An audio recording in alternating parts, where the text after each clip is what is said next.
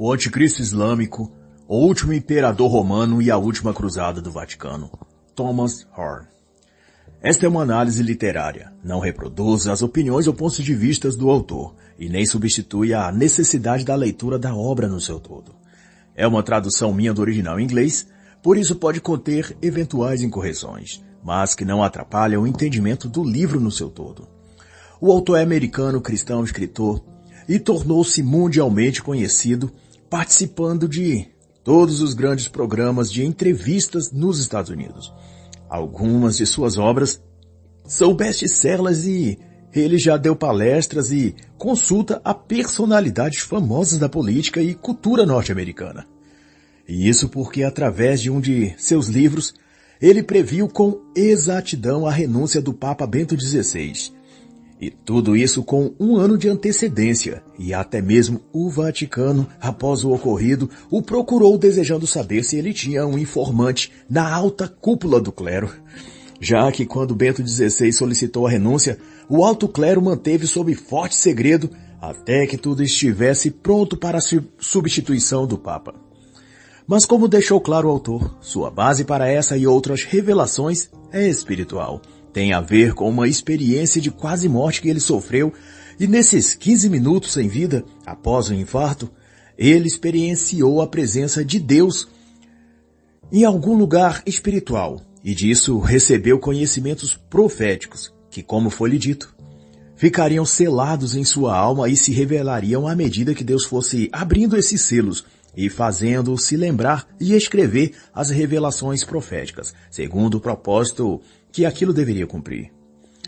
Nessa obra ele analisa o tema do islamismo e como isso se interliga à geopolítica global e aos acontecimentos proféticos do fim dos tempos narrados em Apocalipse. E para o autor, então, o desenrolar da guerra islâmica contra o Ocidente é também uma batalha espiritual. E embora os analistas geopolíticos apontem razões sociais, geográficas, políticas ou econômicas para as constantes tensões entre o mundo árabe islâmico e as nações do Ocidente, a grande mola propulsora desses conflitos é religiosa e espiritual. E sua observação nesse sentido é de que o Islã e seus extremismos é a antítese dos valores ocidentais e serve no tabuleiro geopolítico como uma dialética globalista para pavimentar o caminho do anticristo. E de acordo com o autor, então, o Islã radical não pode ser compreendido no campo de suas ações sem uma lente do mundo sobrenatural. Perspectiva essa que ele também aplica ao Concílio Vaticano II e à nova religião surgida a partir deste, que embora tenha o nome de católica, como sempre teve, é uma outra, entronizada por Lúcifer, segundo ele. E devo lembrar que o autor não é católico e nem tradicionalista. Ele é pastor evangélico de um ministério tradicional nos Estados Unidos. Mas é provável que sua observação não pudesse estar mais certa do que está. E tanto também por isso que ele acredita que o eixo de transformações globais dos próximos anos se moverá entre Roma, Estados Unidos e Jerusalém ou Israel. E com base nisso, sua visão da escatologia islâmica é que ela conduz o mundo para a direção do socialismo totalitário globalista. E para alguns pouco familiarizados com o Islã, para além da versão exposta ao Ocidente de religião da paz, que é maculada apenas por alguns poucos radicais, a religião muçulmana é algo equivalente ao cristianismo ou próximo disso. Mas na realidade é muito diferente disso. A tal religião da paz ou do amor vive em guerras internas, dividindo-se em facções rivais e que assassinam umas às outras, xiitas, sunitas, wahhabistas, salafistas, sufis, uma acusando a outra de ser modernizada ou ocidentalizada demais, e daí reivindicando que os muçulmanos fiéis a Alá unam-se a essa ou a aquela e destruam os infiéis, tanto do Ocidente quanto os seus simpatizantes, que no caso são os muçulmanos rivais de outra facção. Os sunistas falam isso dos xiitas, os wahhabistas assim declaram dos sufis e vice-versa. A única coisa comum deles é o ódio aos cristãos e aos judeus. E é nessa religião da paz que o Estado Islâmico tem inimizade com wahhabistas da Arábia Saudita, e ambos, ISIS e wahhabistas, detestam os xiitas. Mas outra coisa em comum entre os vários grupos islâmicos, além de querer a destruição do Ocidente, é de que todos anseiam a vinda ou surgimento de um líder global, o Califa Islâmico, que reunirá os muçulmanos numa única bandeira e liderará os árabes numa jihad universal contra os países cristãos da Europa e América. O grupo terrorista ISIS chegou a anunciar em 2014 que o seu líder, Abu Bakr al-Baghdad, era o tal Califa Ibrahim, o chefe guerreiro que conduziria a religião da paz no levante global para fazer a guerra contra cristãos e judeus pelo mundo. E embora a autoproclamação de Baghdad não tenha surtido o efeito esperado, teve ainda assim um impacto ideológico sobre o mundo muçulmano e reavivou o desejo e intenções deles de promover a jihad global. E só naquele ano, até 1.000 pessoas, combatentes muçulmanos, viajavam para a Síria e Iraque para se alistar no exército que marcharia contra a Europa e Israel e depois contra os Estados Unidos. E não por menos, Tom Hart vai dizer que o Estado Islâmico é impulsionado por crenças escatológicas antigas e apocalípticas, o que se aplica a todas as outras facções árabes muçulmanas como Hamas, Hezbollah, Fatah, etc. E o desdobramento disso é que os ensinos extraídos do Alcorão e das palavras do profeta Maomé dão vazão a toda essa interpretação de conquista e dominação global.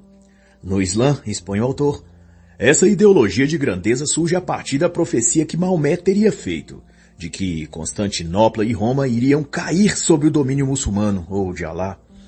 Segundo se ensina no islamismo, seguidores do profeta teriam perguntado: que cidade seria conquistada primeiro? E Maomé teria respondido: a cidade de Hercule será a primeira a cair, fazendo menção a Heráclito, o imperador bizantino de Constantinopla. E em 1453, tal qual a profecia, Muhammad bin Mohad, de 23 anos, o otomano devoto a Alá, conquistou a capital do Império Bizantino.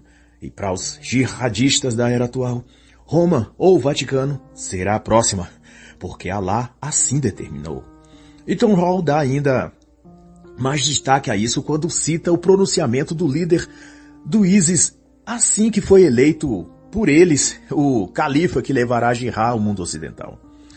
A terra é de Alá, disse ele em discurso às nações islâmicas do Oriente Médio.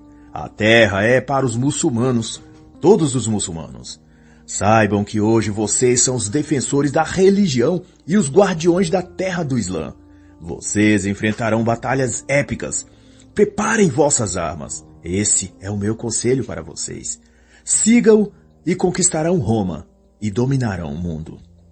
E Hall prevê, então, que um evento catastrófico relacionado a um conflito bélico militar desencadeará um levante final ou guerra total, que envolverá Ocidente e Oriente, e terá muçulmanos e cristãos em lados opostos, como as cruzadas do período medieval. E seguido a isso, virá um despertar global dos cristãos, que buscarão um avivamento genuíno e conversão autêntica. E aqui o autor explica que esse movimento de reavivamento cristão se dará em meio à guerra e não à paz, pois os muçulmanos têm a convicção de que a paz islâmica é diferente da paz cristã. A cristã requer apenas que as religiões se respeitem, se tolerem e, em nome do bem comum, convivam, respeitando o direito de existir e a liberdade uns dos outros. Já para o Islã, a paz mundial só pode existir num mundo governado pela Sharia e por um líder mundial muçulmano. E onde haja apenas a religião islâmica e todos os demais tenham sido dizimados ou forçados a viver como cidadãos de segunda classe, sob o governo de uma entidade islâmica. Portanto, vai dizer o autor, quando um líder governamental ocidental fala de paz, ele está querendo dizer convivência e respeito mútuo entre os povos. Mas quando um líder muçulmano é quem fala em paz, ele está se referindo à aniquilação total dos demais povos, para que só os muçulmanos vivam em paz.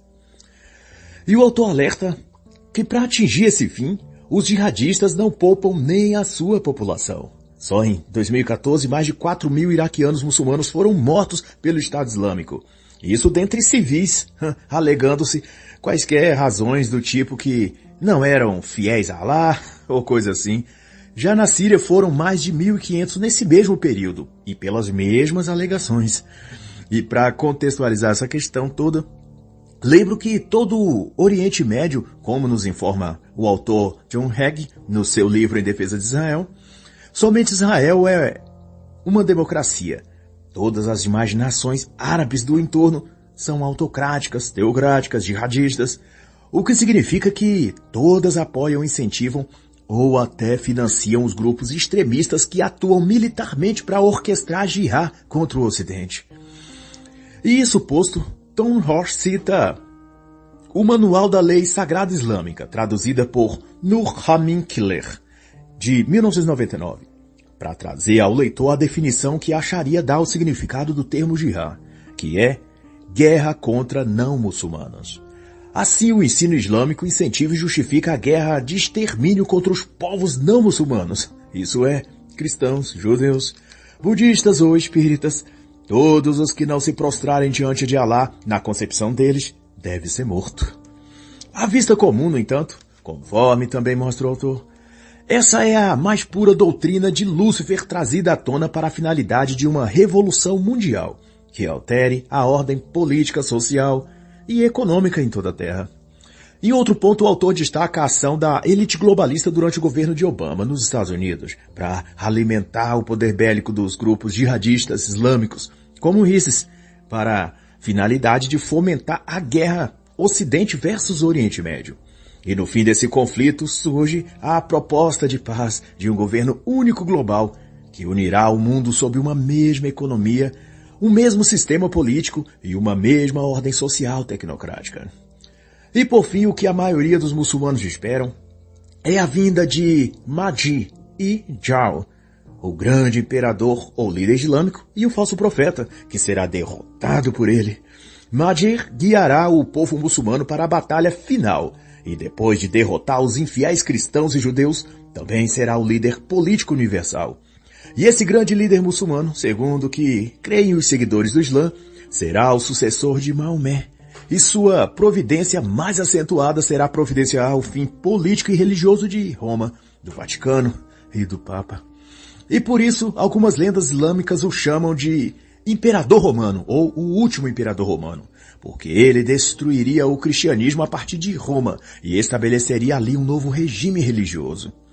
E não por outro motivo, jihadistas islâmicos lançaram um vídeo propaganda em 2015, retratando a batalha futura contra Roma e os cristãos. O vídeo, intitulado A Marcha da Morte até o Fim do Mundo, mostra combatentes muçulmanos invadindo e destruindo lugares por toda a Europa e vencendo os exércitos desses países. E o final da apresentação termina com tanques muçulmanos colapsando o Vaticano e uma bandeira negra do Islã hasteada tremulando no obelisco da Praça de Pedro. Assim, o que o Islã busca é um reinado universal, que começa com o fim do cristianismo e com a morte de todos os cristãos e judeus no mundo. E assim, então, está escrito: quem é semelhante à besta? E quem pode pelejar contra ela? E foi-lhe dada uma boca para proferir blasfêmias contra Deus, e foi-lhe dado também que pelejasse contra os santos e os vencesse. Apocalipse 13, 4-7. E assim encerra a análise da obra O Anticristo Islâmico, o último imperador romano e a última cruzada do Vaticano, de Thomas Hart.